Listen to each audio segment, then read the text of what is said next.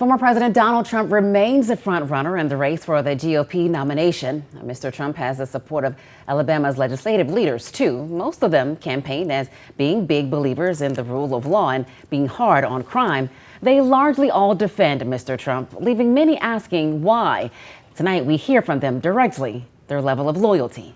Most Republican lawmakers from Alabama on Capitol Hill, including Outerholt, Carl, Moore, Palmer, Strong, Rogers, and Tuberville, have never shied away from publicly backing former President Donald Trump. They did so during his impeachment and as Democrats blamed him for the January 6th riot at the U.S. Capitol. Rise in opposition to the impeachment of President Trump. History will indeed be made today in this hallowed chamber, but for all the wrong reasons. Not for love of country, but hatred for a political foe. Not to pursue justice, but to punish a political adversary.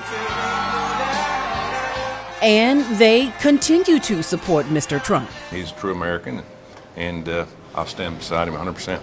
All of them endorsing his re-election bid, despite the civil and criminal cases he faces, except Senator Katie Britt. Most have campaigned as being religious and relentless on crime. So why are they backing the former president when he's facing an unprecedented level of legal trouble? We asked. Some of them sent a statement saying they didn't have time to talk on camera. Senator Tuberville's team directing us to his stamps of approval of Trump on social media, but declined to comment further because it's, quote, a campaign matter. Representative Dale Strong said he was busy dealing with the House Speaker dilemma and working to support Israel. Some North Alabama voters agree with their support of Trump, and others think it's shameful. President Trump did a fantastic job for the people.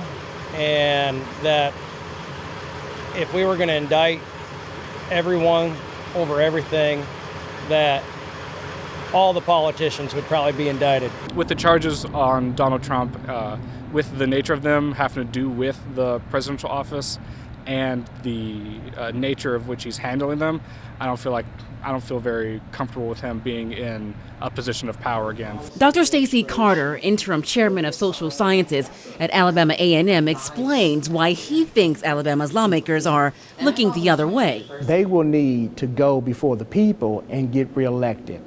And a lot of the people who they will go before are Trump supporters. And so they can't speak ill, if you will, about the former president, because they understand that those same Trump supporters, Trump voters, they have to turn around and ask for their support in their upcoming election. Trump maintains an impressive lead over his contenders in this ABC poll, showing more than 50% of the GOP's support. But it's hard to be president of the United States when you're behind bars. But we are in a space, or we're potentially be in a space we've never been before. And so this will be a very interesting election. An interesting note, former President Trump's job approval rating of his time in office is up from when he served, but support for his claim that the 2020 election was stolen is down. We'll have this story, the full statements from the elected leaders we reached out to, and more analysis at WaveTV.com. And of course, you can count on us to bring you debate highlights from Miami tomorrow, right here on Wave 31 News at 10.